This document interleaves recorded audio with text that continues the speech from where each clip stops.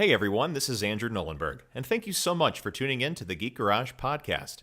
You can like us on Facebook at facebook.com/The Geek Garage Podcast. Follow us on Twitter at Geek Garage Pod. Check us out on Instagram, and if you want to check out any of the replays of our live streams of the podcast, you can go to our YouTube channel at youtube.com/2playermedia. And thank you so much for listening.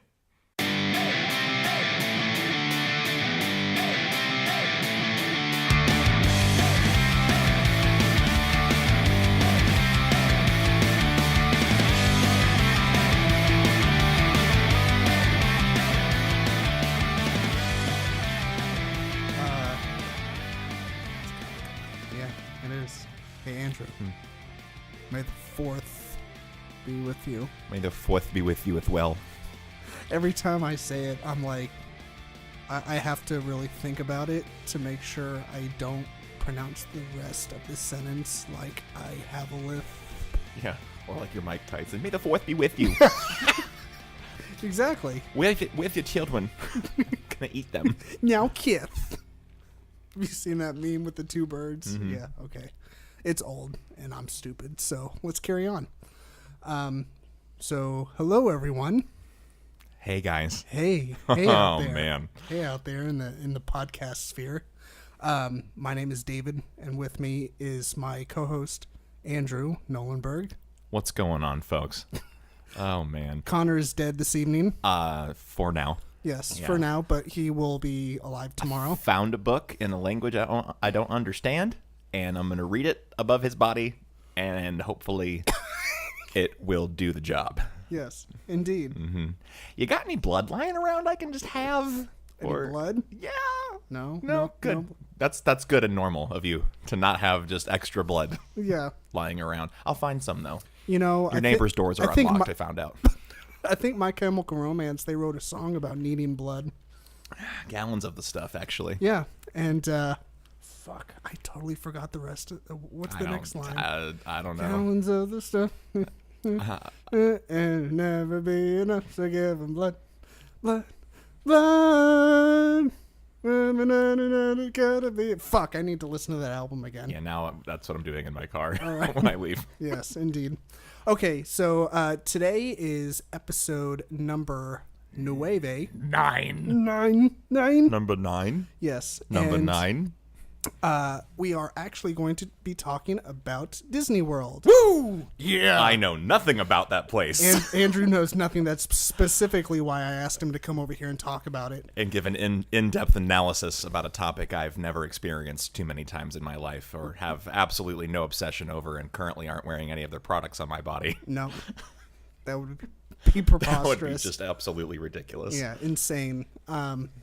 So yeah, we are going to be, basically we're going to be talking about planning a trip to Disney World. Yeah. From top to bottom, start to finish. The very first thing you should do once you've decided to go to Disney World, and we're going to just discuss in depth as much as humanly possible. So if you decide to go to Disney World, you can have the best time possible.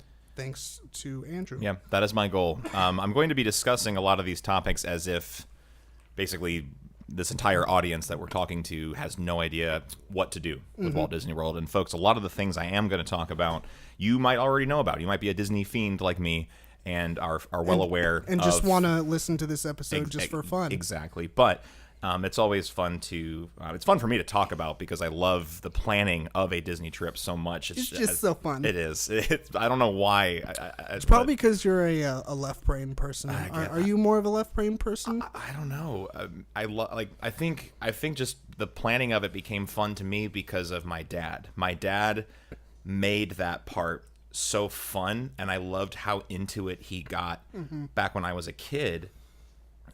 Because it was his planning and it was his attention to detail and thinking about every little, I don't know, every little trick or detail that needed to be looked at to make sure that the trip went off without a hitch. Because Walt Disney World is an enormous place and there's so much to do. And then you got 3 children, which is, it's me and my 2 younger sisters, that he wants to make sure that all the kids get to do everything they want, and as well as, mom and dad as well.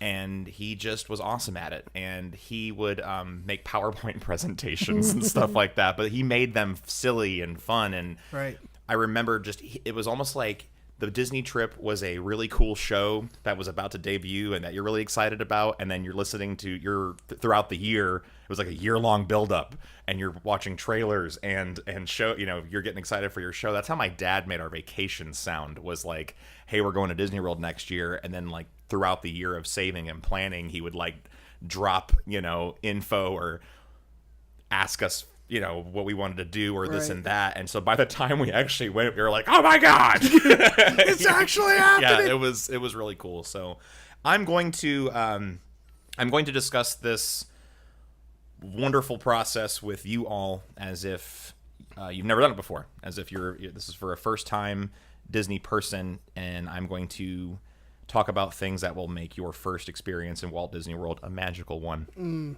To say the least. That's the way it should be. Now, for those of you that have been listening to our podcast thus far, we have been doing a little segment called the Nerdy News Update, and we are actually going to kind of forego that in the stead of something else. And since today is May the 4th, you definitely won't be listening to this on May the 4th. It'll be after that, but know that we recorded this on May the 4th. On Star Wars Day. Yes, on My Star favorite Wars day. So being as Disney owns that shit now. right. So Andrew, he's going to kind of go into not huge depth, but just kind of graze over the all the new shit that's kind of popped up in the past couple of weeks, because we got the new the Last Jedi trailer, yes. and we got a bunch of other news.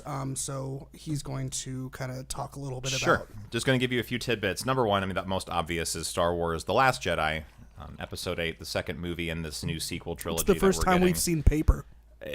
I'm glad you brought that up. There are a lot of interesting things that were seen in this trailer. Number one, we'll just talk about the fact that you did bring up paper. Luke Skywalker going to what he thinks is the first Jedi temple ever, and being as it is an ancient place like that, and we've never seen paper in a Star Wars movie before. Everything's always been on like basically data pads and things like that. USB to see, or iPads. I think I saw Zune in there somewhere. No, right, but it was neat to see a book, and that just goes to show you how old it is and how long of a time it was ago in a long time ago in a galaxy far, far away. It's, right. So that was neat. Seeing Rey whirl the lightsaber around a little bit, super awesome. Kylo Ren looks angry and pissed off, and I hope it's a glimpse into his development as a Darksider, because his helmet is just shattered. And I don't know if I'm looking into this too much, but maybe his dependence on being a Darth Vader fanboy is starting to go away, in lieu of him being more confident in himself as a I'm not going to call him a Sith because he's not, but right. just as a Darksider. So it'd be interesting to see his development. And then, you've got the walkers that we're seeing, the new little ships that are dragging the red dust up from the salt flats there. Finn looks like he's recovering in his little medical tube pod thing there. And then right. An unfortunate casualty that I saw in the trailer already was was Poe Dameron's black X-Wing fighter getting blown the fuck up. That made me cry a little bit, because Poor that Poe, ship... every time he turns around, God, his insurance must suck now. It's like he can't keep a ship. He just can't. He's like, can you guys stop blowing up my shit? I bet that Geico Gecko is just giving him the double middle finger and be like, all right, fucker. Something I found interesting about that, by the way, Poe Dameron, because he's the best pilot in the galaxy, would never be shot down. Have you noticed that his X-Wings get blown up when they're landed? I'm just saying, he doesn't lose ships when he's flying them, because it would be impossible to do that. Yeah.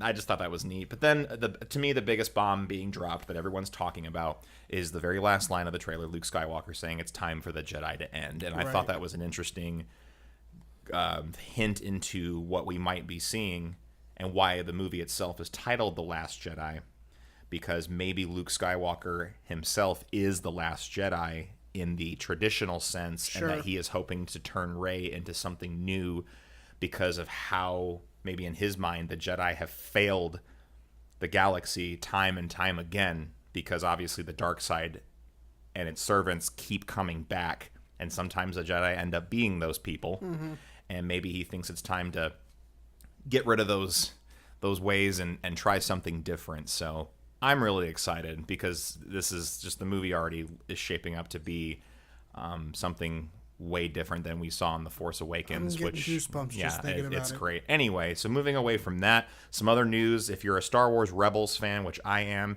the season 4 trailer was dropped during Star Wars Celebration in Orlando as well. That will be the final season of Star Wars Rebels. How many seasons are there? 4. Well, there's 4. been 3. There will be 4 now, and that will be the end of that. I haven't watched any of it. It's a on my phenomenal list. show. It is a true sequel to the Clone Wars animated series that was on Cartoon Network prior to Disney acquiring Lucasfilm and canceling that show. Right. What they basically did is they just rehired everybody and brought them back to make this show. Okay. And so you've got new characters and some familiar faces from that old series, and then it really does carry the story right back up to close to the time period of like Rogue One. And you'll see, and actually Rogue One did contain some Star Wars Rebels Easter eggs in the film. Yeah, if you pay I attention was to that. informed about that. I of course I didn't pick it up because I haven't watched Rebels. Well, you'll appreciate it now the next time you see that. Cause Where could one find Star Wars Rebels? Star if Wars you don't Rebels, have TV. if you don't have it, the only way I've been able to watch it is because I am a Comcast person. I have Comcast. Right. I can log into the Disney XD app on my phone, and it asks for my cable information. Okay, and then I so can it's watch on the Disney XD channel. Yeah, it's on Disney XD. Okay. But it's a great little show. It definitely carries on the you'll see familiar, Galactic Empire versus Rebels era ships. It also brings in some expanded universe characters into the fold.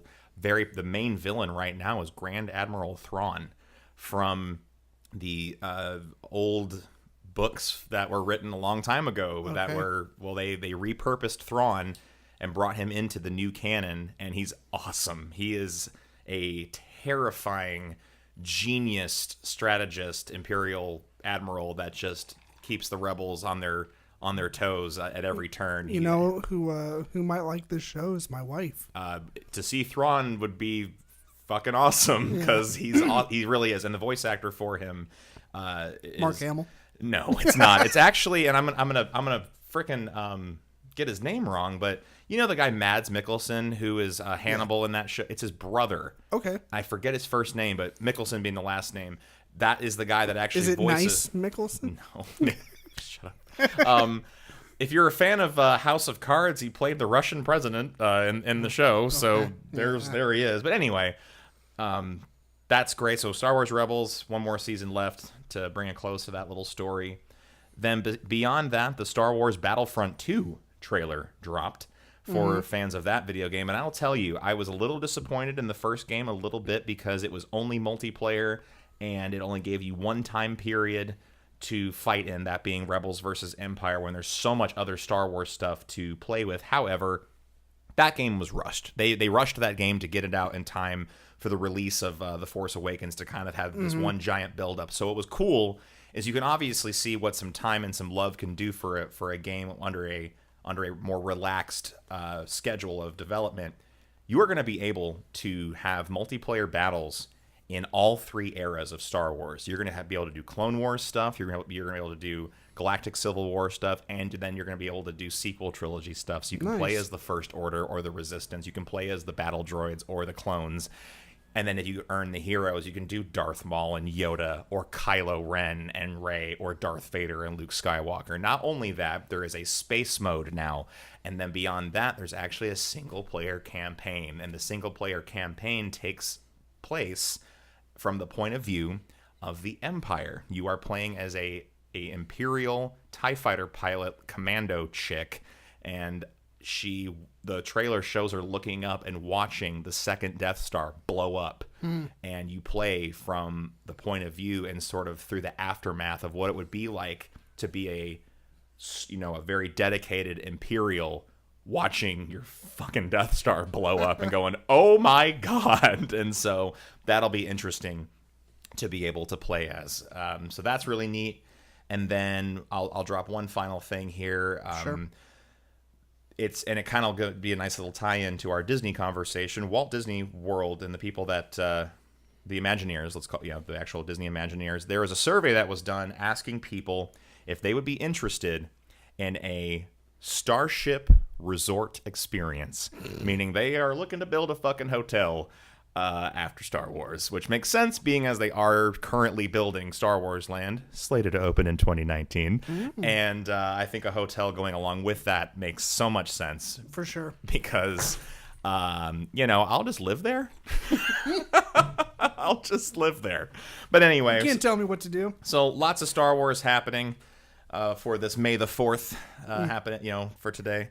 It's a great time to be alive. We can easily now transition into some Disney stuff. Yeah. Okay. Well, we kind of talked. I brought this up as one of our talking points, and it's a good place to start. And it kind of is, and also isn't really an easy question to answer. But if there's someone that could answer it, it's you. It's what's the first thing? Say, hey, I call up my buddy Andrew. Andrew, I've decided to take my kids, or me and my wife, or whoever. We've decided to go to Disney World. What's the first thing we should do? Sell your kids. I'm kidding. No. Duly noted.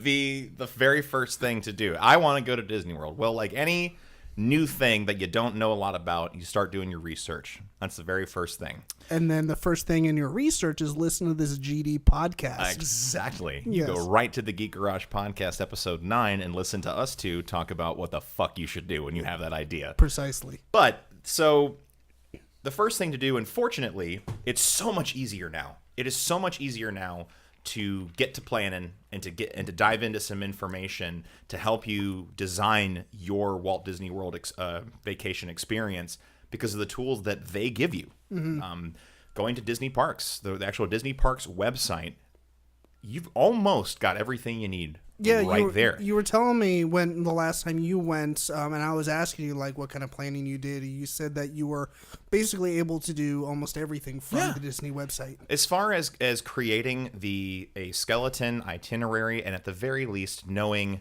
where I'm going to stay, where I'm going to eat, and anything that I can pre-book, I did right there on the My Disney Experience app, which is something that you can sign up for on the Disney Parks website that you can do online on their website, and the app just functions just like a website. Right. But then you can also download that app for your cell phone, for Android or iPhone, whatever you have. That app is unbelievable because not only is it useful when you're first planning your trip, but then it's also your guide and your little partner while you're actually on your vacation. Because, and I'll get into that in a second. So let's get back to the first thing you should do, and it's plan, and it's get organized. So if I'm a brand new person and I don't know a lot of things, I am going to go right to the Disney Parks website and get to reading. And before you even start clicking on stuff as far as book this or stay here, simply figure out, okay, man, I gotta go to Disney World. Oh, shit. Wait a minute. What do you mean Walt Disney World ain't just a theme park I can just walk up into? Yeah, actually, there's fucking 4 theme parks, and there's 2 water parks, and there's a whole bunch of other shit, too. Are you a golfer? Good, they've got that, too. Do you like dogs? There's a fucking dog park. There's literally everything in this place that is in Lake Buena Vista, Florida. Not Orlando, Lake Buena Vista, Florida. No, it's close to Orlando. But anyway, the actual premises of Walt Disney World is the size of 2 Manhattans or just the city of San Francisco. It's fucking huge, okay? So this is not like going to Six Flags where you just check in and start walking around. No, you can't walk around in a place that has their own highway system. Right. So the first thing that you need to do is figure out where the fuck are you going to stay. Yeah. But let's not even get to the theme parks yet. I got to eat. I got to shit. I got to sleep. So what are we going to do? Well, here's a good thing. The Imagineers at Walt Disney World have already designed 3 tiers of resort experiences for all of you. Well, Andrew, I don't have any fucking money. Well, good, because they have something for you. Okay? The resorts are divided into 3 categories. There are value, then there's moderate, and then there's deluxe, which I like to call them value, moderate, and I can't fucking stay here. No, I'm just kidding. Sell your soul. Sell your soul and your children. No.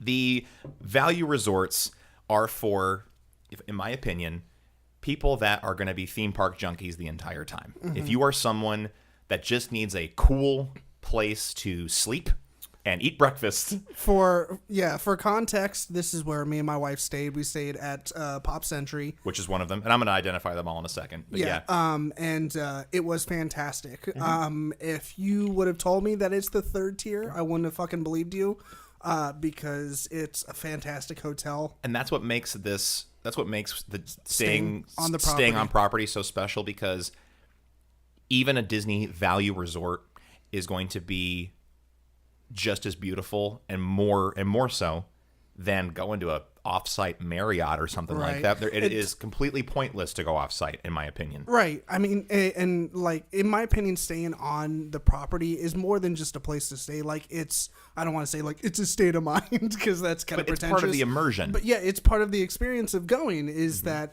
it's just more people that you're going to come face to face with, the people that work there that care about your experience. Exactly. A Disney cast member in a value resort is going to give you the same attention and let's just call it the Disneyness, that positivity, and it's almost like they're on stage. It's almost like they are a character themselves in the movie that is your vacation.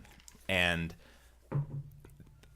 I don't think it can be beat. I think part of a true Walt Disney World experience is staying on property, and you'd be doing yourself a disservice by trying to stay outside of that, because the value resorts are completely affordable. They really are. And so the value resorts, they're like, I haven't priced them recently, but when we went, it was basically the same price as staying off property. Exactly. And you get to be on property, and there are so many great things as a resort guest gets to enjoy that you don't get if you are staying off site. Number one is just especially if number one is the transportation element of it. It's actually completely possible to fly to Walt Disney World and not need a car the entire time. Now, there are some particulars that go along with that. It does depend on what time of year that you go. If you do go during the busiest time of year, which would either be right in the middle of peak summertime or during Christmas time, expect the Disney buses or the monorail or anything else that they provide to be kind of to take a little crowded or to take a little longer to get to your resort than they would during a less busy time. But that doesn't mean that it's not completely possible. I've done it. I have gone and not had a car. And well, how the fuck did you get there, Andrew? Well, when I landed, we signed up for this thing called the Disney Magical Express, which was a bus that came, picked our bags up from baggage claim, and you get in there and they're playing Disney movies on little TVs that are in the bus. And even the bus driver is like, hey, everybody, welcome to fucking Disney World. And he's on crack, or whatever. They got him hooked on opioids. Whatever Disney drugs they give you when you work there, and was brought directly to my resort. And the bags were dropped off in our room later on that day. So we ended up just going to a park for a while, but that was great. So back to what I was saying, I got a little off topic there. So figuring out where you're going to stay. So the Disney Value Resorts are going to be completely affordable. There is the Pop Century Resort. There is the All-Star Resort, which is actually 3 different ones. There's All-Star Music, All-Star Sports, and All-Star Movies. And it's all themed after, if you're at the music one, you got the rock and roll section, you got the pop section, you got this section, you got this section. Pop Century is a resort that is themed after different decades in American history. So you've got, the 80s, and if you go to the swimming pool that's in the 80s section, you've got like a bunch of cool 80s shit like themed everywhere. So that one, that hotel is adorable. We've stayed there before. I really like it. Yeah, when we went, there was a giant Rubik's Cube. Yeah, that's right. Yeah, outside. And there's like the 90s one, there's like a shitty computer out there. Isn't there like a couple giant bowling pins somewhere? In the 50s area. Okay. That's right, yeah. And then the last and the newest value resort is Disney's Art of Animation Resort, which is really cool because they wanted to build a really family friendly. I don't mean in the sense of content, but size of rooms for larger families. Okay. If you got a family of 6 or something like that, it's always been difficult to book rooms there because either you got to get 2 rooms or you're kind of forced into getting a suite. So what they did at Art of Animation is they filled up a hotel with larger rooms. So it's built for for families, and everything is themed. There's a Cars area. There's there's Pixar stuff there. It's so adorable. It's completely themed after animation, and it's really, really cool. That particular resort is slightly more expensive than the other values. However, it is awesome. So then, I mean, it makes sense if the rooms are going to be they're going to be a little bit bigger. So if you got a bunch of kids, it's just the convenience of being able to actually put everybody in the same room and not have to worry about it. That's great. It seems like a good option if if family was going, but they're taking like grandma and grandpa with them. Oh yeah, that's wonderful. Yeah. And then, and especially just for space, I've been, I got when I was a kid, we were a family of 5. Most rooms are designed for 4, right?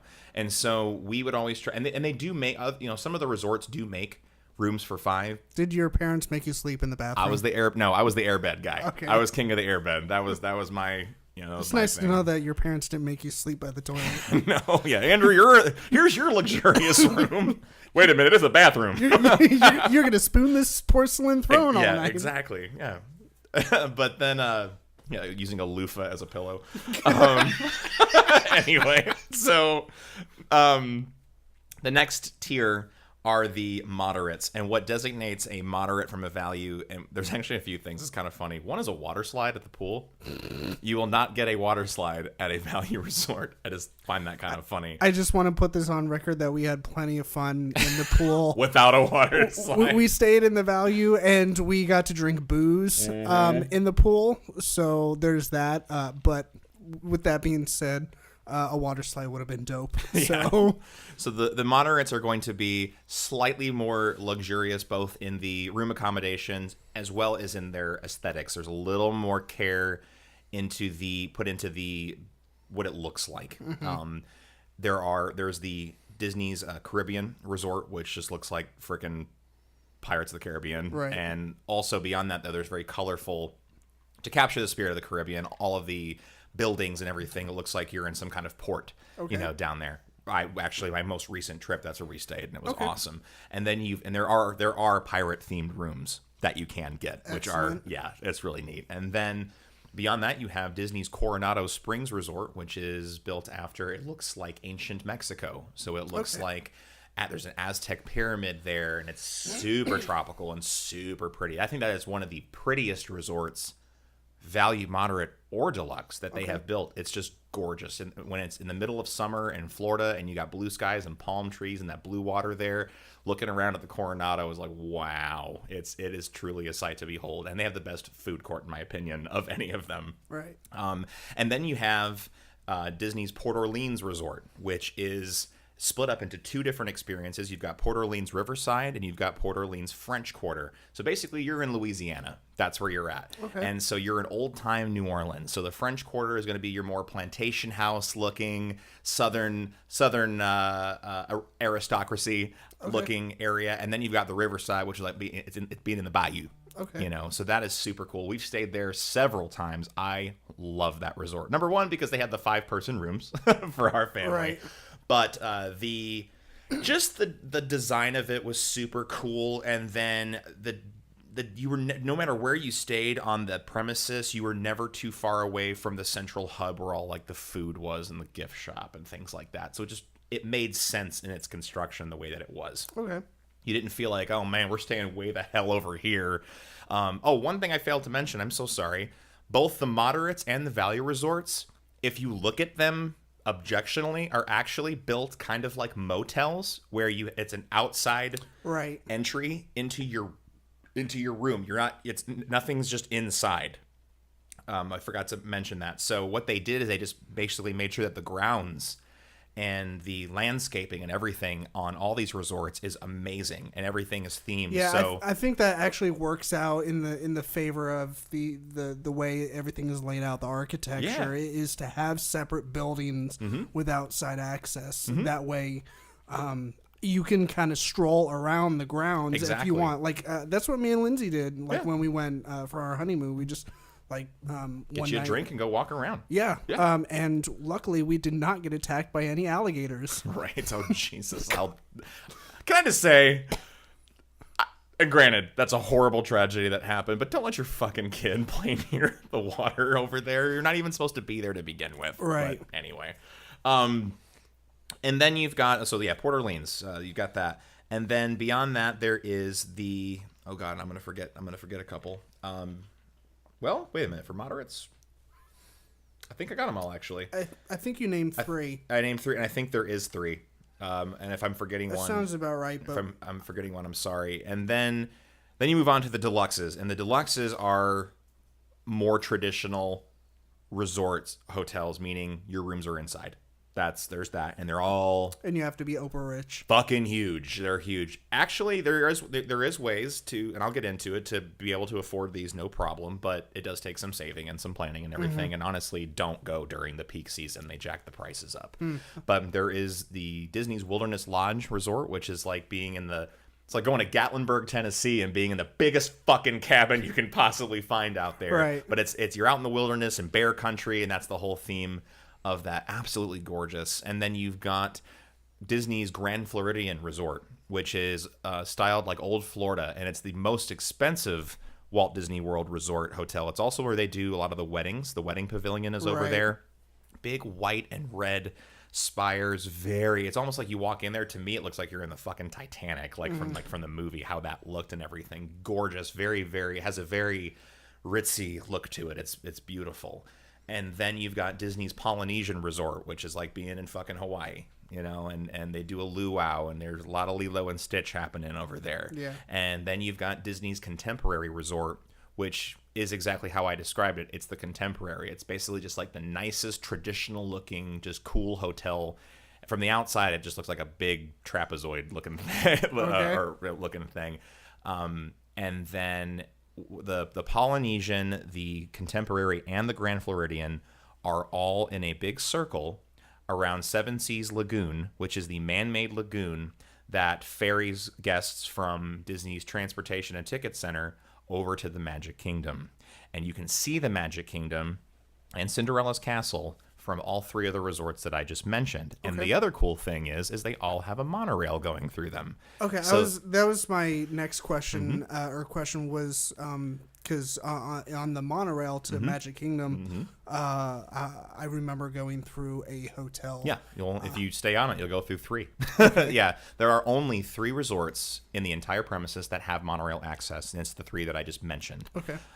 So another perk for saving your staying- money and, exactly. and So staying in the. It's neat to be able to do that and just jump on a monorail and be in the Magic Kingdom in seconds. That's super cool. Yeah, and more.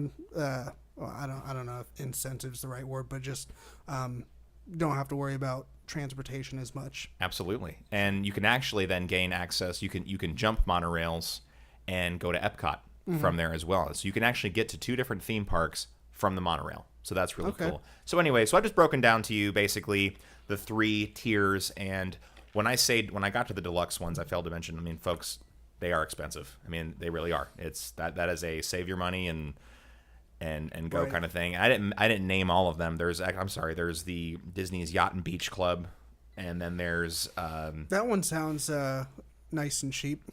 it's not. To me, I would describe Yacht and Beach Club as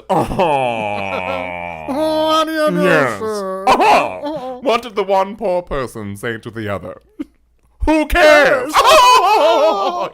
But it has that look to it. But it's really, really pretty. And their water slide is dope, by the way. Excellent. We used to do this thing called resort hopping where we would just go to all of them and like get to the gate and they're like, do you stay here? It's like, we're having dinner in there.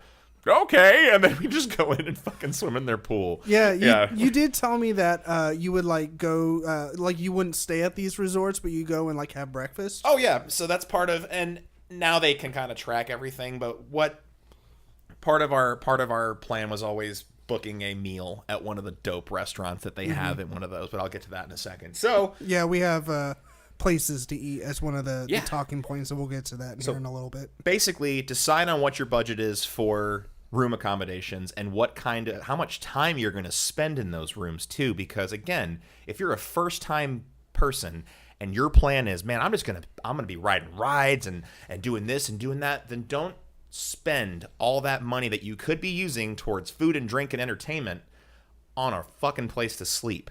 As beautiful as those deluxe resorts are, if you are not going to stay in your resort and enjoy the amenities of your resort, at least for a day, then don't stay in them. Right. Stay at a value or a moderate. Save your money towards something else fun or souvenirs or a margarita or something. Yeah. So, anywho. So now that you've decided where you want to stay, let's start talking about, okay, well, Andrew, where do we go now? What's next? There's 4 fucking theme parks now.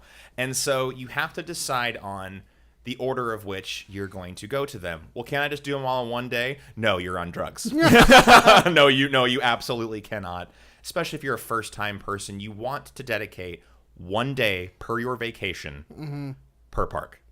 So, in my opinion, Magic Kingdom needs to be the first place that you go to on your first theme park day, because it's the original park, and to me, it's the one that truly emanates the classic Disney feels. And so it kind of gets you in the spirit. It really does. I think it kicks your trip off in the perfect attitude. I think it might have been. It was either that or I think Magic Kingdom was our first park that we went to. Because you got to walk in and you got to take a picture in front of the castle, and there you go. You've started off well.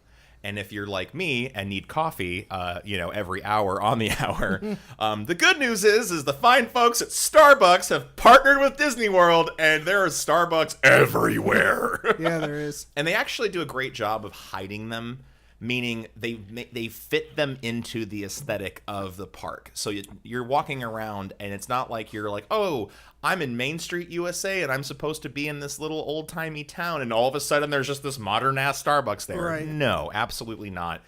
It is themed and built into... No, they did do a really good job of making it look, making everything flow really nicely.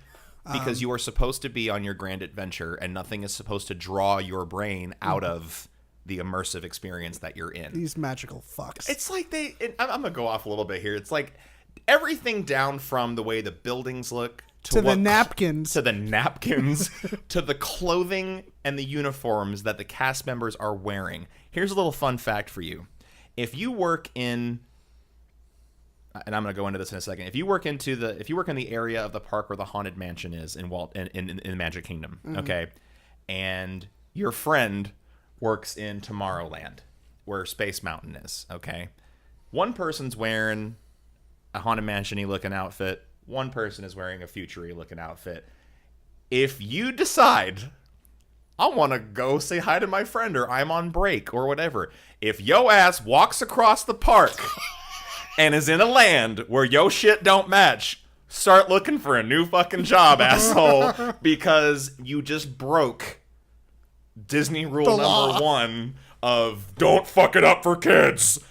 The immersion's broken. A Haunted Mansion person shouldn't be in Tomorrowland or any other place where they don't belong.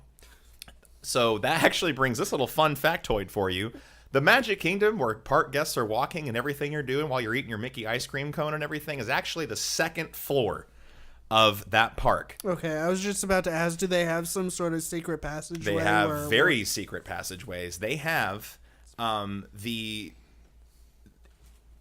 basically a employee or a cast member goes underground to get from A to B or change their clothes or whatever. It's also how they sneak the parade floats out. Gotcha. For the parades and everything. That's good to know, because I don't think I ever really wondered, but now that you mention it, I was kind of like, huh. It's this like unbelievable tunnel system that's underneath there. Right. So that's neat. But anywho, so you got the Magic Kingdom. That's where you're going to find rides as Haunted Mansion, Space Mountain, Big Thunder Mountain Railroad, and Splash Mountain, and then I'm forgetting, It's a Small World, Peter Pan, all those things. And it's also where the classic fireworks show Wishes takes place at the end of the night. So there's that place. I'm going to get more in detail about things in a second, but that's the first park. And then from there, really, there is no rules as far as what park you should do on your next day. At this point, it's what do you feel like doing? Right. Okay. So your other 3 parks are Epcot. Do you want to what's up? talk about extra magic hours and how there's specific days? Actually, And great how point. it's another Sure. perk of staying on Absolutely. property. Every Disney Resort guest is granted access to what's called extra magic hours. And what that means is that the theme parks are open during extra times and extra hours, either before opening or after closing, and that time period is exclusive to Disney Resort guests.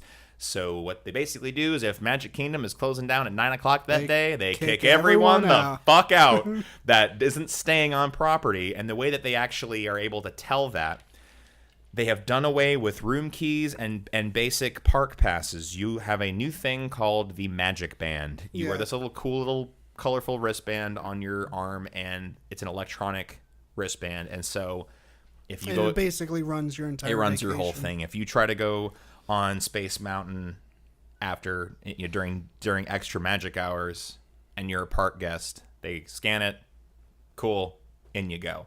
If you try to do that and you're not a park guest, guess what you're not doing? You're not riding that ride. So that's really neat. So that's a huge perk of staying on property, because if you're like me, I'm actually I like to go to the park a little bit later in the day because I know that I'm going to get all this access later if I picked my park day on a day where they do extra magic hours. And let me clarify, they don't do these every single day for every park. Right, it's different. They switch it up.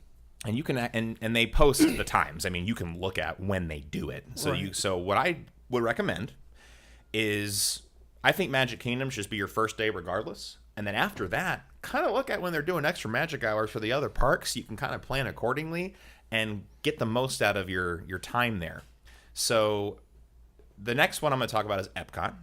Epcot is divided into 2 lands. You've got Future World, and then you've got World Showcase. Future World has most of the rides, most of the attractions there. You've got... And Soarin'! Oh, yeah. You've got Soarin', which is and they just recently updated that ride. There's a brand new in-flight video now, so now it's a whole new experience, which is really cool. But basically, Soarin', you're on a hang glider thing in a fucking giant IMAX theater, and you're just flying. It used to be Soarin' over California, where you would fly to California, basically. So they change it up? It's it's different now.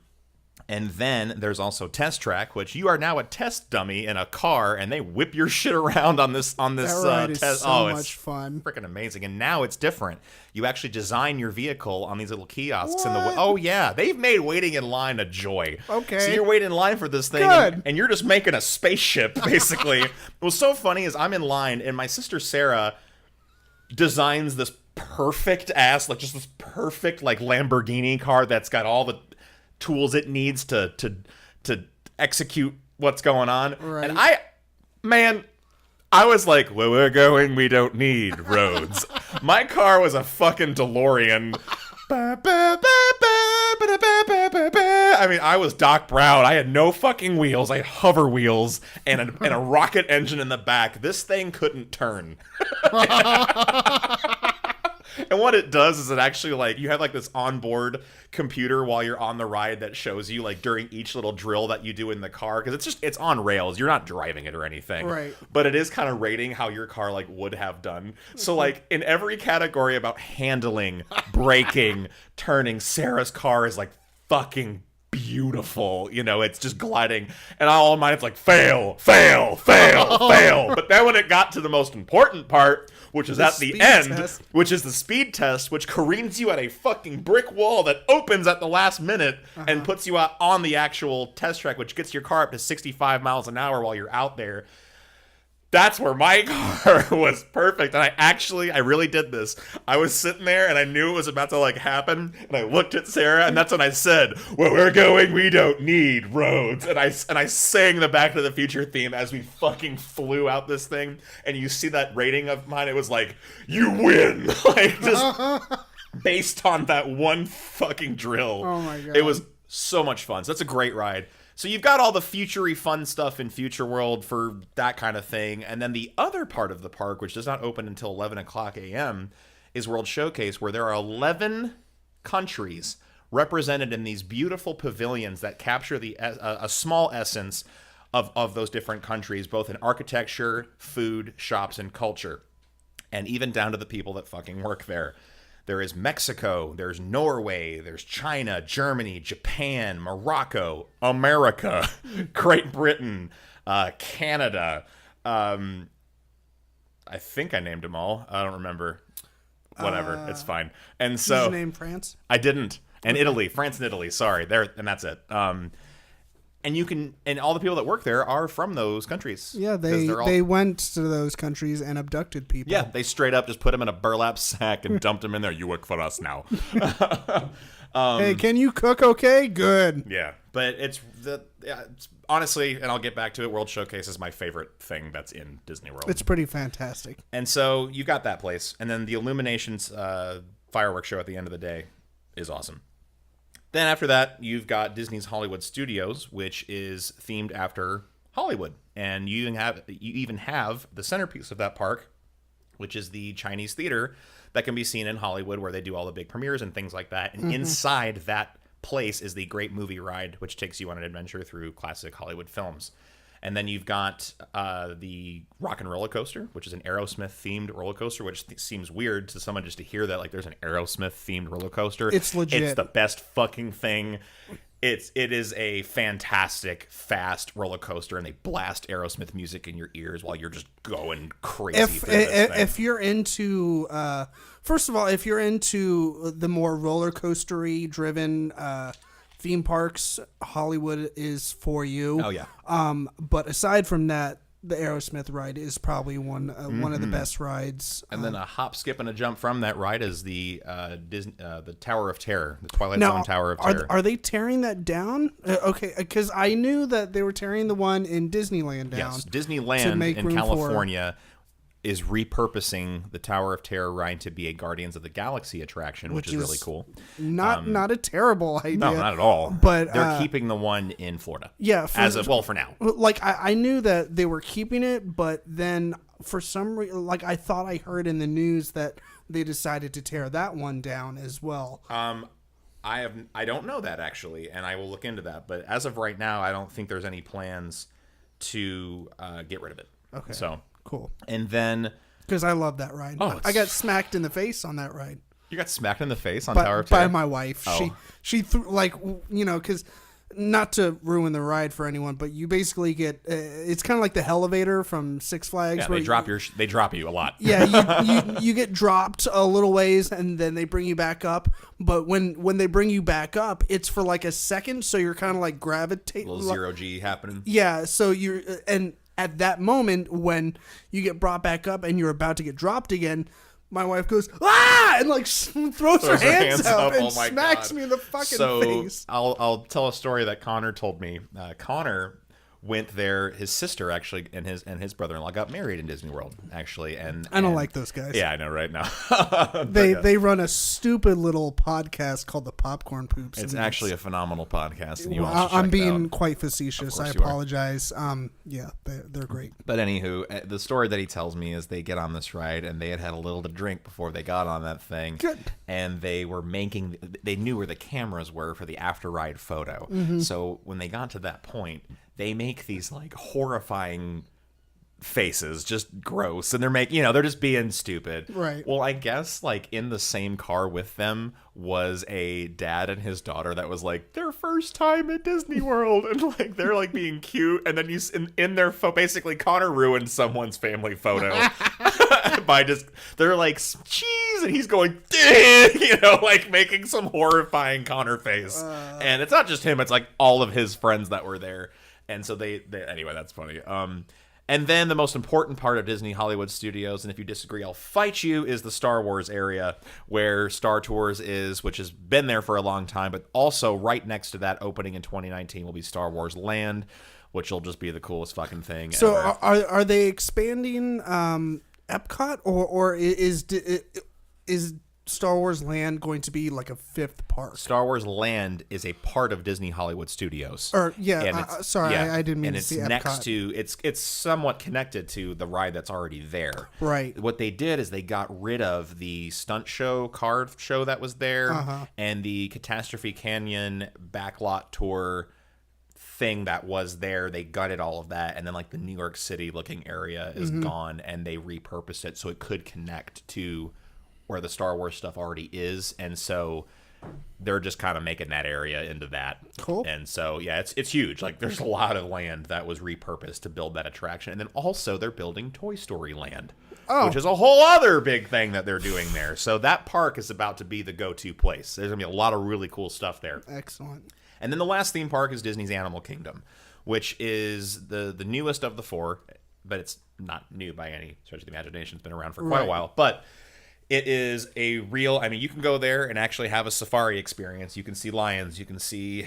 That place is about to get lit. And that place is about to be lit because not only do you have the actual safari element, and it's basically like the coolest zoo you'll ever go to. It's legit. But then also you can, there's great little rides there. You've got the Tough to Be a Bug, Bug's Life show that's in the tree where it's a fun little 3D show. And then you've also got the, oh my God, the roller coaster.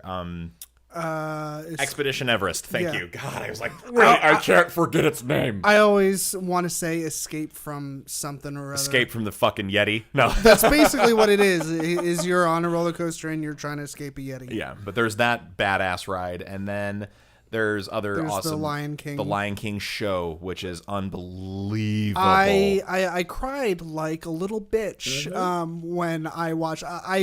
Like, we went in, and it was almost something that, like, we didn't do. Because, like, we spent the least amount of time at the Animal Kingdom. And we decided to do that just because... Well, it used to close at, like, 6 o'clock. Right. It's open late now. Because they have a nighttime show that's Jungle Book. Exactly. Yeah. So we decided to go because I think when we walked up, we were like, hey, what's this? Oh, it's the Lion King show. I think the next show was starting in like 30 minutes. So we just decided to do it. And so glad we did. It's basically like it's almost like Cirque du Soleil, but Lion King style. Yeah, it's amazing. It's truly amazing, and it's a cool mixture of familiar faces like Simba and Pumbaa and all of them, but then like truly impressive circus performers, I'll just call them, doing just amazing things. And then the music, of course, and they sing it live, and it's just like, I mean, for me, I mean, I'm an emotional Disney fan anyway, but like from the second I heard I was like, oh my God, like it was so great. I'm waiting, like I listened, this is totally a side note, but unashamed, I rock out to Disney music while I'm at work. And I'm totally like, sometimes like I'll get teary eyed like listening to the music because I think like I'll think about our vacation and how great it was, how great of a time we had, and then I think about our future memories, like when we finally take Charlie and Aaron. And like I just get so swelled up with like emotion. And I'm waiting for someone to like come tap me, like and be like, "Oh, wait, what do you need? What do you want? What do you want from me?" It's a tale as old as time, okay? Song as old as rhyme, Beauty and the Beast. You can fire me. Anyway, so yeah, Animal Kingdom's awesome, and so like, there's your theme parks right there. Okay, and I'm not going to go. Don't forget what they're adding to the Animal Kingdom. Oh, I'm sorry, Avatar. Yeah. So the land of Pandora has come to Animal Kingdom, and you can, if you're a fan of James Cameron's Avatar, or Pocahontas in space, as I call it, you can. Or Fern Gully. Or Fern Gully. Oh God, it is. Anyway. Or Dances with Wolves. Hey, can we just at least agree that it was pretty? It was fantastic. It was real pretty. So they have built the world of Pandora, where they call the Na'vi, I believe, the blue Na'vi aliens live, and you can just straight up go in that shit. And it's one of those immersive experiences where you can take over their land. Yeah, do they give me a gun and let me just go take their shit? No, right. That's the real experience, right? No, yeah. It's just brand new, gorgeous thing. There's new attractions there. And you'll get to see some of the most up-to-date ride technology and theme park technology that exists, because I love seeing what they can do, what Disney does now. Because if you think about it, a lot of their rides have been there for a very long time. We didn't talk about Splash Mountain. I'll get there. I'll get there. Okay. But a lot of their rides have been there a long time, so it's so cool to see the Imagineers make a new thing with new technology, basically give Disney a blank canvas and say, build a new fucking thing. So that's why I know the Avatar thing is going to be badass, the Star Wars land is going to be badass, and Toy Story land is going to be amazing. And totally off kilter here, but the Shanghai Disneyland that's in China is brand new.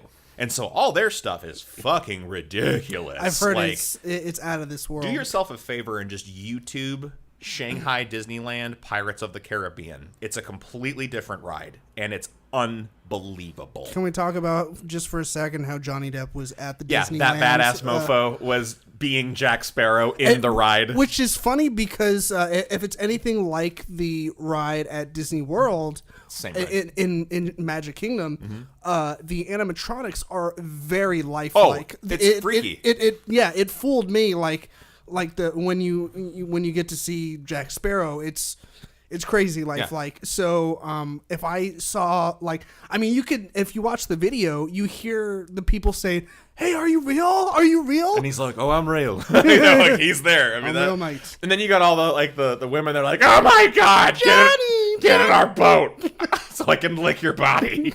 But anyway, oh my God. So I've named off all the theme parks for you. There's also 2 water parks. I'm not going to get into as much detail with those, but there's Blizzard Beach and there's Typhoon Lagoon. They're badass water parks. That's something that you can do as well. So I've talked about where to stay and where to go play. Okay? Figure out just the best version of what days you want to do those on. Look for the extra magic hours. And guess what? You can do all that on the Disney Parks website. So as you are clicking on things and going, okay, let's say you arrive to there on a Monday. Let's say you fly into Orlando. Let's say you're flying for all intents and purposes. You fly into Disney World and you decided to rent a car. I recommend the car rental because I don't like to be on anybody else's schedule but my own. Because even though the Disney transportation that's there with the buses and everything is wonderful, I'm not saying it's bad. Please, by all means, if that's what you want to do that. I'm just someone that's like, okay, I want to go here. Now I want to go here. Now I don't want to have to wait for anything. Right. But it's totally awesome if you want to do that anyway. But so let's say you arrive on a Monday. Okay, well then just basically go, okay, well on Monday maybe we're just going to, we're not going to be able to check into the hotel till 3. By the way, most check-in at Walt Disney World resorts is 3 o'clock. And so plan accordingly. So, okay, we got here late afternoon. We checked in. Man, I really just don't want to go diving into a theme park right now because we just got here, a little jet lagged. Cool. Go eat something. Go do whatever. And then on the Disney Parks website and the My Disney Experience app, just basically go, okay, on Tuesday we're doing Magic Kingdom. Oh, look, there's extra magic hours for Epcot on Wednesday, so we're going to do that day. Oh, look, Thursday we're going to do that. Blah, blah, blah, blah, blah, blah, blah, blah, blah. How far in advance do you know the extra magic hours? Because when we went, as far as I know, it was weekly. Correct. You will not know extra magic hours until you get real close to your trip. But the good thing is your ticket or your Magic Band, let's just, whatever, your ticket, we'll just call it your ticket. Your ticket is an all-encompassing ticket. You're not buying specific tickets to the Magic Kingdom or Epcot. Right. You're just buying park ticket, and you can go to whatever you want for that day. Right. And so if you're looking at the extra magic hours, and you're like, oh shit, we were going to go see Epcot on Tuesday, but Animal Kingdom's got extra magic hours. Let's go fucking do that. And just switch your shit around. And that's great. Do that, please. So I've covered all that. So basically just set yourself up a little plan, a little itinerary on the My Disney Experience app. And then the next thing that you're going to do is you're going to plan out your fast passes. What the fuck's a fast pass? Well, let me tell you why a fast pass is school you really good on badass. A fast pass is the best thing they've ever came up with ever. Indeed. And so what this especially during the summertime. Oh, it's beautiful. A fast pass used to be when you went to a Disney park, you would take your park pass, you would sprint from the opening gate, punch 6 people, go up to Space Mountain's fast pass terminal, and then you would drag and kick the guy that's in front of you, shove your fucking ticket into the machine, and get your little time slot where you get to come back to that ride and jump to the front of the line. It's not like that anymore because of the casualties that took place. Right. Because of all the people all the bloodshed. They just couldn't take it anymore. Right. Enough blood sacrifices were given coming to Walt Disney to where it was time to change it. Right. So Fast Pass Plus is what it's called now. And being a Disney Resort guest, here's another little perk for you. You can book, if you book online, if you book your trip online and book everything online, you then gain the ability to pre-book 3 Fast Passes per park per day. Up to, I think it was like 3 or 4 months before you're even going. Wow. It opens up to you. And so all you do at that point is you go, okay, what are the 3 longest wait time rides in each park? Fast Pass, Fast Pass, Fast Pass. Right. And what you do, it's all about timing. They have time slots, and those do like run out basically. They only give so many Fast Passes per time slot. Let's just say per hour. Well, as a Disney Resort guest, being as you're doing this months in advance, you are getting first access to whatever slot you want. So if you're somebody that has no interest in getting to the Magic Kingdom when it opens, because I'm not waking up that early. Right. That's yours truly right here. Okay. I don't want to even get to that park until 2 o'clock in the afternoon. Number one, if I'm going in the summer, it's hot as fuck in Florida. Okay. Especially at noon. Right. And so for me, I'm gonna sleep in. I'm gonna get me a cup of coffee down at the whatever resort I'm at, whatever thing I'm at. Get my little breakfast. Get my Mickey waffles. If you don't get a Mickey waffle, you have failed at Disney World. Their breakfast food is phenomenal. It's just so good. And so you get your little breakfast and go, well, I'm not stressing out because I'm gonna get to the park around 2. I got me a Fast Pass for Space Mountain at 3. Got another one for Thunder Mountain at 5. And my last one for Splash Mountain at 7. So I got like plenty of time in between each one of them rides to go do whatever the fuck I want. Another perk of getting to the parks a little bit later, especially Magic Kingdom and Epcot, is for does Magic Kingdom do they have fireworks? Yeah, wishes in front of the castle. Yeah. Yeah. Okay, and then Epcot does every night. Mm-hmm. Yeah. And it's a lot of walking. And so, like, you're minimizing the exercise you're going to do on your vacation by getting there later, man, and you're chill. And because of Fast Pass Plus, the chill factor of your vacation has just now been enhanced. Back in the day, it was, we got to get there at 7 a.m. because if we don't, our kids aren't going to be able to ride Dumbo. And those dummies still go, the ones that are uneducated. So when you go, you'll be showing up when a lot of people are leaving for the day. So there's that. You'll be getting there and all your stuff. There's no stress. You've already booked the biggest ticket rides. Mm-hmm. And so it's like, and then you get the pleasure of walking past everyone while they're sweating in line. And you can just stick up your middle finger. Put a little Mickey head on it if you want to. Get one of the car decorations for your antenna and put it on your finger and just walk right the fuck past everybody that's waiting to get on Splash Mountain and they're sweating. All I want is that sweet release of the splash at the end. And you're like, I'm going to go do this ride while you've been here for 2 hours. And I brought Splash Mountain up because we have to do that. We have to talk about Splash Mountain. We have to. Splash Mountain is a ride in Magic Kingdom, and it's 1,000 years old. It is 1 billion years old. I think it existed prior to the park opening. I'm just kidding, but it is a cute little adventure through. It is the story of Brer Rabbit and his little adventure to run away from home and find his new life, but he gets chased by Brer Fox and Brer Bear because I want to eat him. Right. And you go through his little adventure, and you get to you're in a log. It's basically like the greatest log ride of all time. Like you're in a log, and you're gonna get wet. It's a great water ride. Okay. Well, that being said, it's old, and it breaks a lot. Yep. And so much so that I almost don't like the ride if it doesn't break. Right. And here's why. It breaking is part of the experience. Yes. When it breaks, it slows down for a second, all the music cuts off, it gets silent for a second, and then you'll hear the following. Looks like Brer Fox and Brer Bear are causing some trouble upstream. Your voyage on Splash Mountain will continue in just a couple of minutes. Now, that's literally what it says, but my experience on this ride, I am about to go up the hill that will eventually lead to the 50-foot drop that finishes into the splash for Splash Mountain. We get there and the shit breaks. And it broke for like 20 minutes. They don't just play that recording once, everyone. They play it over a lot. Over and over again. So about every 3 minutes. Looks like Brer Fox and Brer Bear. Oh my God! And so it got to the point where I just started changing it. I was like, looks like Brer Fox and Brer Bear having some sex downstream. Your voyage on Splash Mountain will continue once they have reached coitus. I said that on the ride one of the last times I was there, and all these girls were in front of us, and they were like, oh my God. And I'm like, shut the fuck up. But David, I told David before his first trip there with his wife.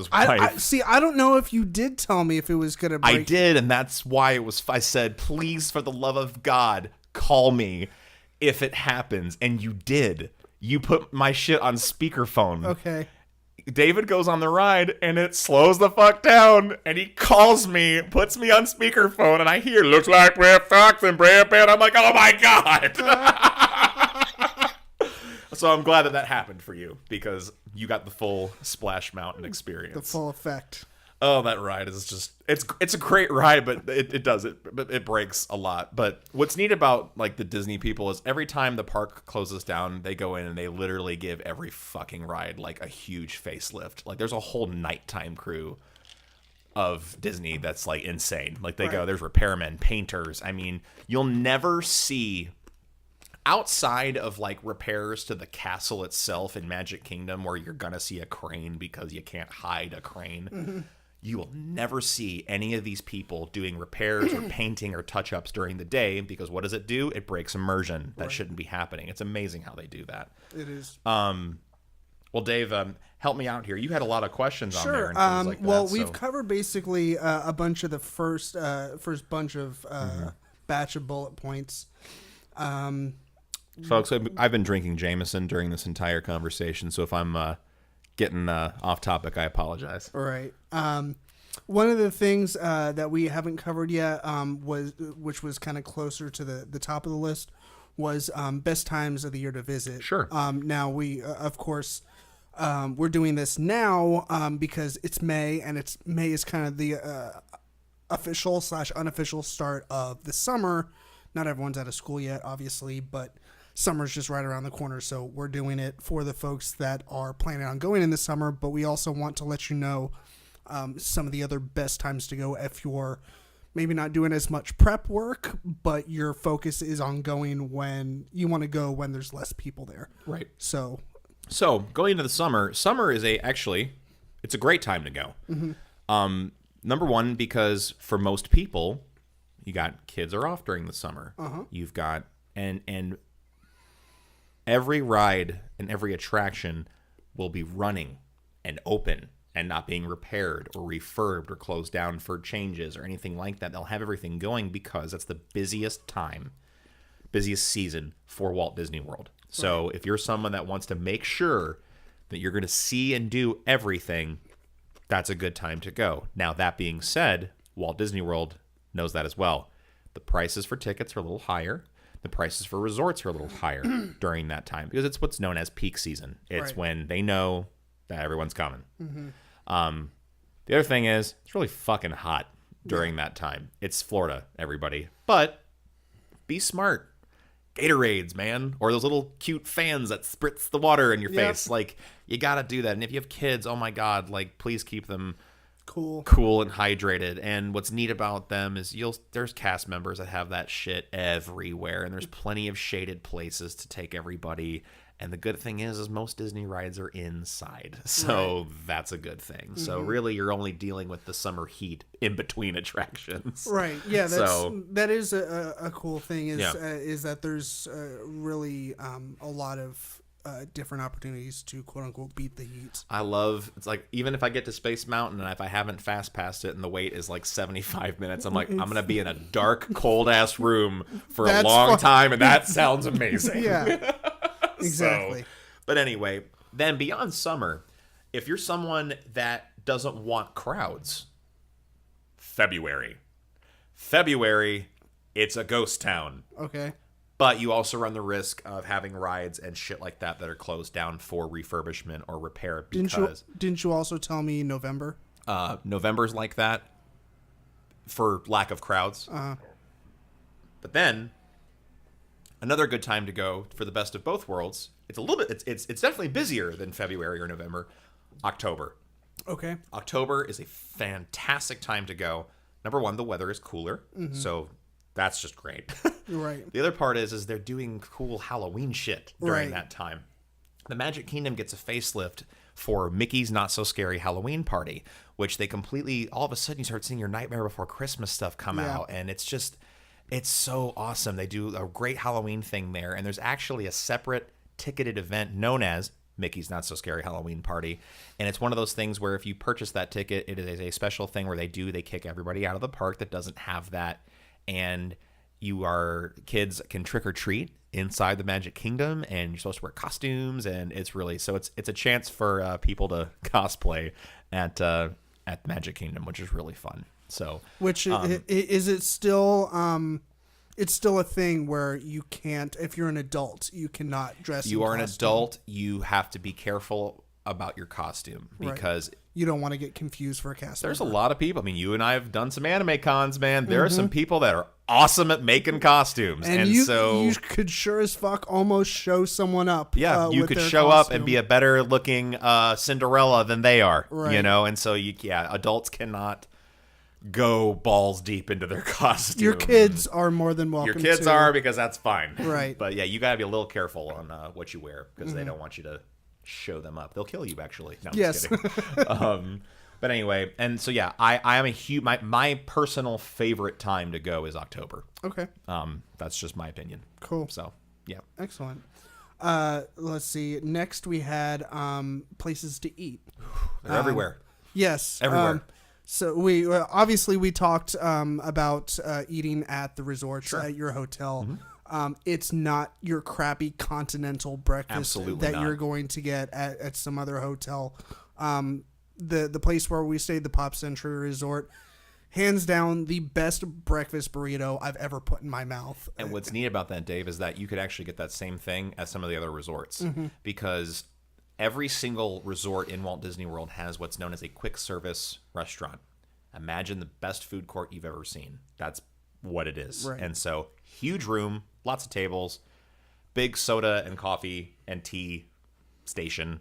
And then you basically have your pick of different foods. You can there's a sandwich place, a pizza place, a pasta place, a burger place. And then during the mornings, there's omelets and burritos and waffles and bacon. And you just go and get shit. And that's what it is. It's fast and efficient, and that's how they do that. But then once you get to the moderate and deluxe categories, they all have sit-down traditional dining experiences with some badass restaurants that you're gonna want to make a priority seating reservation with to go to them, because it's the worst to show up to a place like that when you're hungry and excited and not be able to get a table because it's a busy place. Let's talk about we have like things that you must do while you're there. We have that as one of our topics. Okay. Let's talk about some of the places where not necessarily you must go, but if you do have the opportunity to go to these in these parks. Sure. As far as like restaurants, or Yeah, okay. like Cinderella's Castle. Okay, sure. So there are some dining experiences that if you can get this pulled off, you got to do it. I'll just go ahead and talk about that. One is Cinderella's Royal Table. That is a dining experience that takes place inside of Cinderella's castle in the Magic Kingdom. I mean, what a great place to eat and be inside. You told me about your mom getting the reservation. My mom got on the phone to do this, like whatever, and the time period escapes me, but basically I think you said it was like 6 or 9 months. She got on whatever it was. It was some months. Yeah, it was some months months ahead. And she's on the phone early in the morning calling them, trying to get us the table, and she did. And then the spots filled up, like boom. And she was talking to the girl on the phone. The girl's like, "Yeah, like it's all gone. Like you got one of the last ones." I'm like, holy shit. But you get there and they call you up by name. You're for us the Nolenberg family. You go up this little elevator thing, and then all of a sudden you're in this royal dining room that's in the castle, and it's just fucking awesome. Great food, just really nice. I mean, there's a breakfast and there's a dinner that you Okay. can do there. And it's great. But my favorite one that's in Magic Kingdom is Be Our Guest. Okay. Be Our Guest is the Beauty and the Beast themed restaurant that is unbelievable. Number one, the theming of it, you straight up go into and you can sit in the ballroom where they dance. Okay. Or you can sit in the West Wing with the Rose, and the Rose is in there, and like the room is like all fucked up because the Beast, went into rage mode or whatever. Right. And it's French food. I mean, it is delicious French cuisine. They do a quick service breakfast, a quick service lunch, and then a full service dinner. And you want to talk about the most efficient fucking thing I've ever seen happen ever? Because they have to be. It's incredible. Every single table, from a 2-top to a fucking 8-top, is a computer, has a computer in it, okay? Okay. And let's say we're doing breakfast, okay? Well, number one, if I'm a Disney Resort guest and booked online, I ordered my food 5 months ago, okay? I've already got my order in. I show up, I scan in, okay, cool, we got you guys, go get your table. Cool. Wait, you're not going to take us to a table? No, literally, go pick wherever you want to sit, because it's quick service time, cafeteria style. Not really, but, just go get one. Cool. So we walk in, and we are able to find, as a family, this big circular table right smack in the middle of the ballroom under the chandelier. And we're like, oh my God, how did this happen? Right. And so we sit there, and I'm wondering, I'm like, how are they going to know where to take our food to? All of a sudden, they just fucking show up with it. And I'm like, okay, what the fuck? What they do is your order is electronically scanned on your Magic Band. When you check in, that kicks off the kitchen. When you sit down, the table computer reads your Magic Band. Oh my God. And then they know, okay, the Nolenberg family is sitting there, and they bring yo shit. And the other thing is, too, is their menu is small. It's abbreviated, so there's really not that many options. There's great options, but they're few and far between.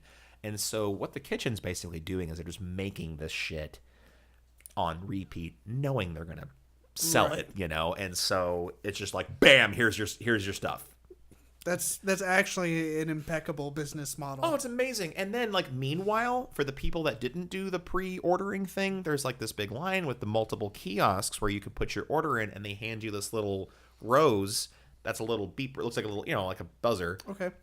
You sit down, and it does the same thing. It provides them your location. Cool.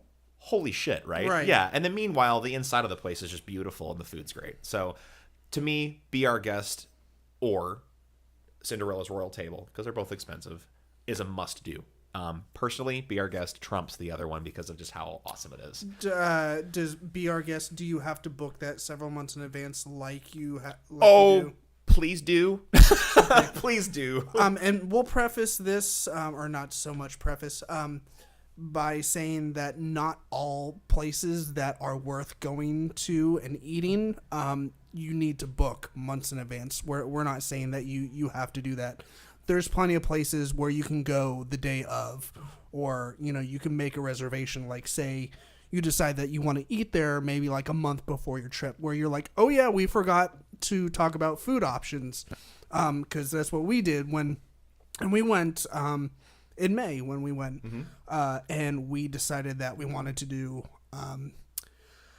the Italian restaurant in World Showcase in Epcot. Yes. And we were like, holy shit, I don't think we're going to be able to get a table because it was only a month out, and we were able to get a table. Good job. So, yeah, like I just said, you don't not every restaurant is like that where you have to book months in advance. I'm glad you brought Epcot up because my next must-do for food is to not book a Right. table, is to go to World Showcase and just eat. and eat at every country that's there, all 11 of them, and also drink there. I did that. I was real drunk. But anyway, Yeah, there's a quick service place at every single country, as well as a sit-down restaurant. Right. If you want to do a sit-down restaurant, cool, they're all great. But in my opinion, Gray's, man. Get you a burrito or get you a little taco in Mexico, and then in Norway, get a pastry, and then in Germany, get you a fucking brat or a Reuben or some shit, and a beer. And then in China, get Chinese food, and then in Japan, eat some sushi. You can literally do that. Imagine the mall where they're like sample. Sample, it's except Which Witch is doing it. Sbarro is doing it. Burger King's doing it. Yep. Charlie's is doing it. And you're going to spend money because none of it's cheap. However, instead of basically blowing a big wad of cash on one meal at a restaurant, you get a better experience. You can just go around and do the whole thing. I mean, and for me personally, I was having sake at one point, and then I'm having a margarita, and then I'm having a fucking Canadian beer later, and then I passed out. No, I'm just kidding. I made it home. But anyway, to me, that's my favorite thing to do in Walt Disney World is actually the food thing at World Showcase. One more must-do for you for restaurants is Ohana. Ohana is inside Disney's Polynesian Resort, and it is a character breakfast or character dinner. And so the breakfast, and each one of these meals, is a all-you-care-to-enjoy situation where they just keep bringing you food until you decide you're dead. So for breakfast, they just bring everything great. And then for dinner, it's more like luau style where they're bringing you like meats off the skewer and shrimp and nice. They're like, do you want more steak? I'm like, fuck yeah, I want more steak. Like, oh my God. They're like, wait, there's more steak? Like, they just keep bringing it to you. And then like Lilo and Stitch and Mickey are there, and it's really great and great time.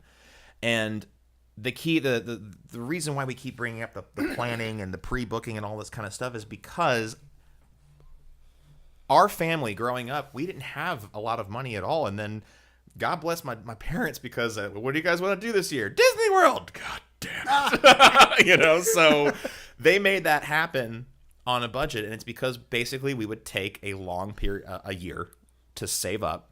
That way, when we went, we just balled out of control and had a vacation far above, let's just say, our money status would normally be able to do. We would kill that place, man. We would eat at Ohana. We would do the nice resort, just bam, So really, you can accomplish any version of a Disney vacation for whatever budget you're deciding you want to do. If you just want to do a quickie trip and get down there and knock a couple parks out, cool. Stay in a value resort and just do like 2 parks for 4 days and then go home. Or if you want to do the greatest trip of all time, take a long time to save and then blow it while you're there. So, yeah.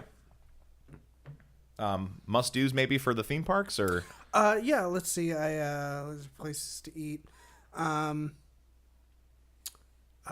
What did you just say? Must-dos for the theme parks? Sure. Okay. Yeah.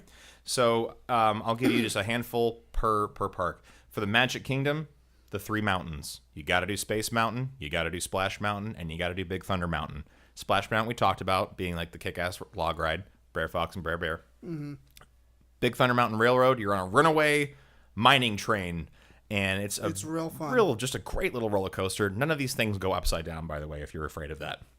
And then Space Mountain is an inside roller coaster in the dark, which only goes 28 miles an hour, but you could have fooled me. Right. Because when it's dark and they got all the effects happening, you're like, I'm in fucking space, Yeah. You feel like you're in hyperdrive the whole time.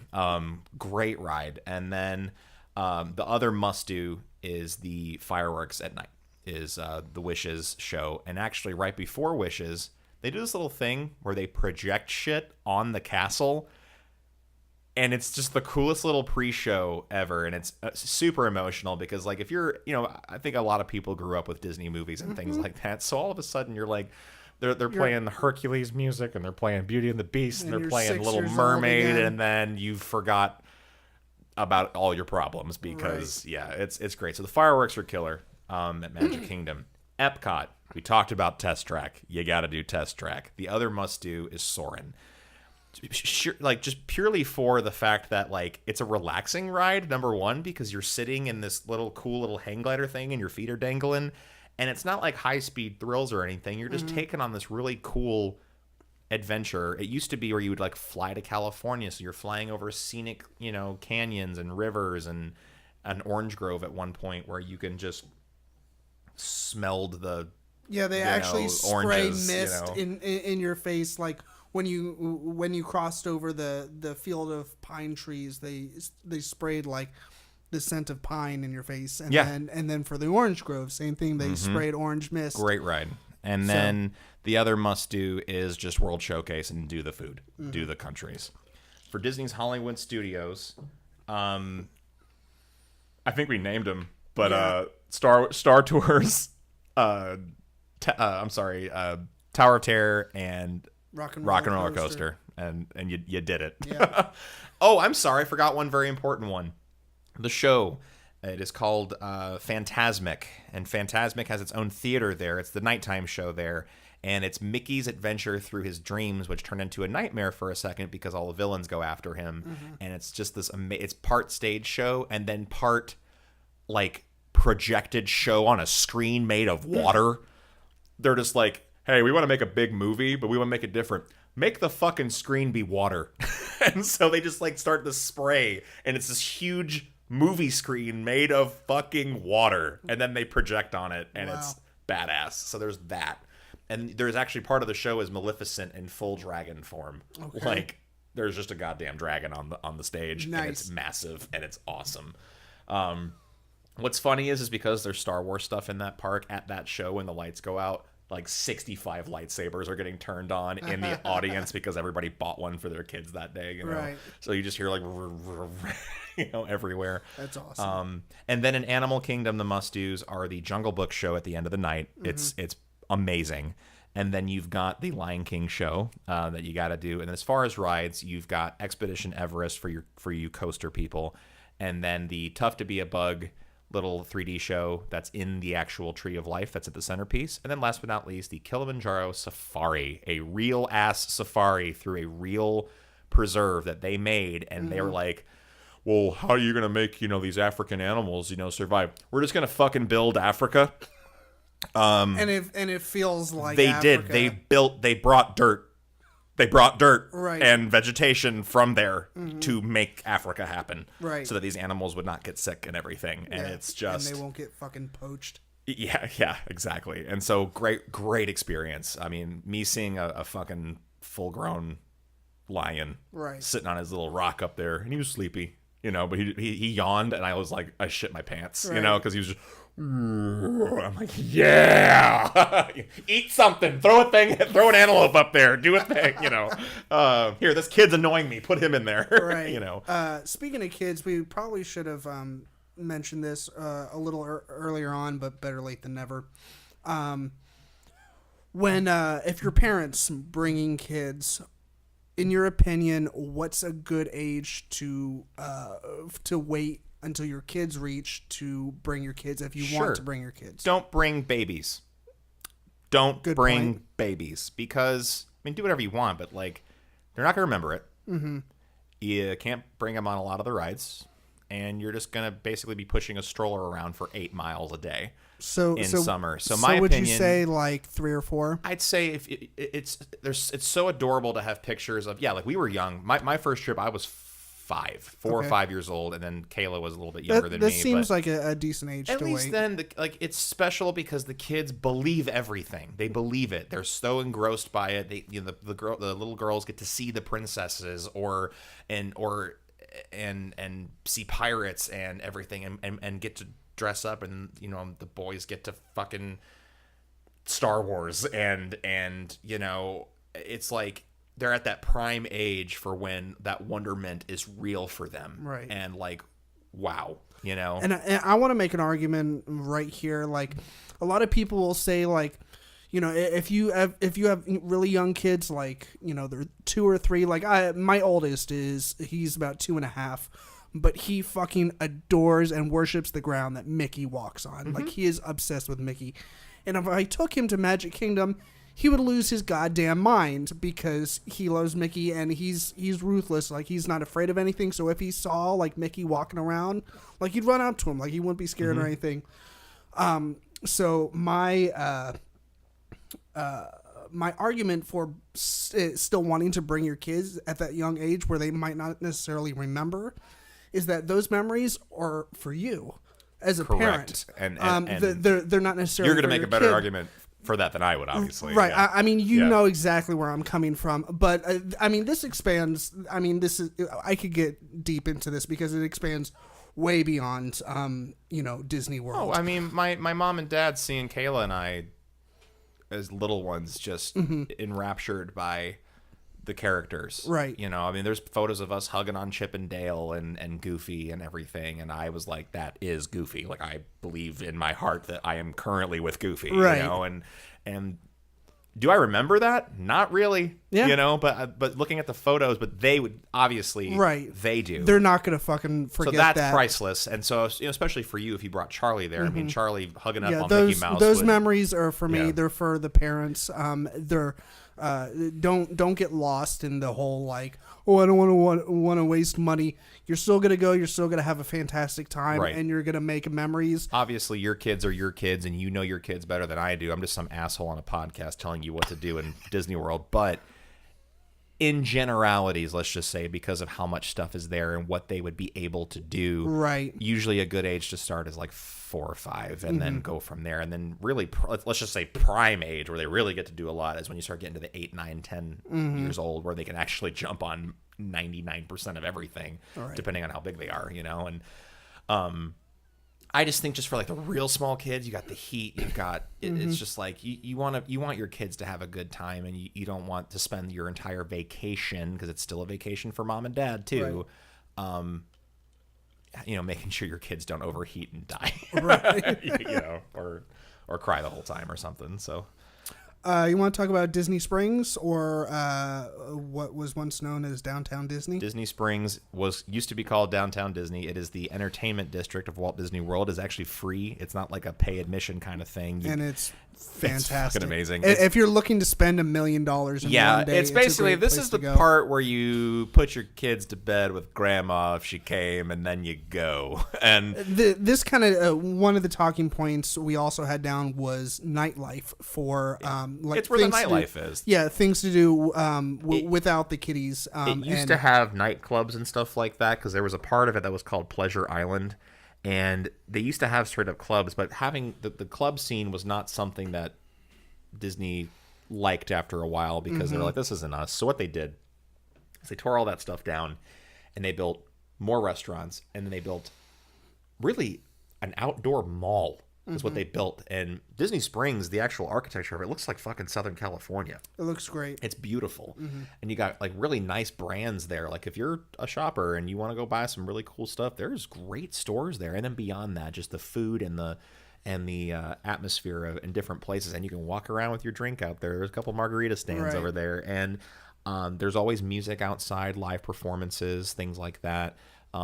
It actually houses the #1 rated restaurant in the Orlando area, which is the Boathouse, which is a seafood joint. And I haven't personally eaten there. I've had a beverage in there. Looks great. Their menu is incredibly impressive.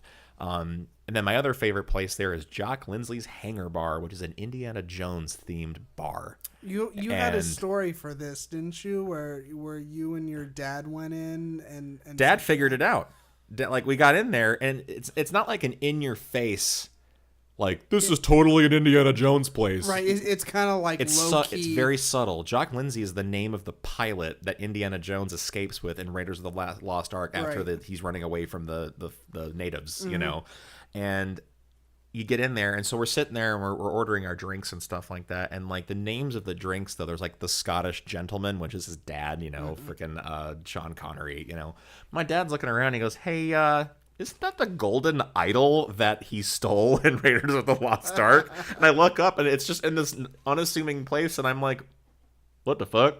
And then I start looking around, and it was one of those, it's almost like in Jaws where that camera zooms in on the guy's face, and it's like the realization. I just like look around, and I'm like, wait a minute. And like all the locations that are like in these little posters, and then straight up, then I see the voodoo doll from Temple of Doom. I see Short Round's hat. I go to the bathroom, and there's like these key rings, and it's the names. It says Indy, Marcus, and I'm like, oh my fucking god. And then I just like Googled Jock Lindsay, and it was like, he's the pilot. I'm like, this is the coolest shit ever. It's a Indiana Jones bar, because they own Lucasfilm, obviously. Right. So that was super cool. So yeah, my dad's like, this is totally an Indiana Jones place, guys. Like, look around. And then Wolfgang Puck's got a restaurant there. And then it also houses the largest Disney store on planet Earth, which is the World of Disney store. And so you can get lost in that place. Yeah. If you just forgot to buy a thing in any of the parks, it's okay. It's in there. Oh, I didn't buy a themed mug. They have 7,000 of those. Yeah, that's actually all jokes aside. That's actually a good note to make as far as souvenir buying. If you plan on buying a bunch of stuff, you can correct me if I'm wrong, but kind of wait until you are done with your vacation. If your last day is at Disney Springs, go stop at that store real quick and get your shit. Yeah, and just grab all your stuff there. So, cool. I think we pretty much covered everything. There's a lot more stuff to do there than what we described. Right. But my biggest piece of advice, and you know, we get to talking and go off topic and things like that. But my biggest piece of advice for any new Disney adventurer would just at least to get on that website and get your planning done. And then the other cool thing is if you just have a million questions, contact them. Mm-hmm. They have a amazing guest relations department that can just fucking help you, and they'll straight up help you plan your trip in a way. And while you're there using the app and things like that, if you want to change your fast pass or talk to somebody, there's little kiosks everywhere with cast members there that it's their job to fix your shit and help you. So do your planning, save your money, because it is an expensive place to go. Indeed. But if you take your time, budget properly, and do the minimal amount of planning, you can go in there and tear that place up. So cool. Yeah, it's great. And yeah, I kind of want to fucking go. Can we just go? Yeah. We don't need jobs, not with the Disney World like that. You got a credit card we can fuck up? Unfortunately, all mine have been canceled. Sell your kids, Dave. Yeah, just sell them. That's Anywho. all you got to do. All right, well, that will do it for us for episode 9 of the Geek Garage podcast. Don't forget to follow us on all of our social media, facebook.com/Geek Garage Podcast. You can follow us on Twitter at Geek Garage Pod. Don't forget to, we're on Instagram too. Don't forget to go to our website where you can see listen to all of our episodes. You can see more content like our funny pictures that we post. And we also do blog posts every once in a while. And we're also, I think we're going to start doing polls for some of our episodes. Just kind of doing, like taking questions and whatnot. Nothing fancy or anything, but just trying to incorporate some new shit. That will do it for this evening's podcast, and we will see you later, or we will see you on another time. Goodbye, everyone. Goodbye. Thank you.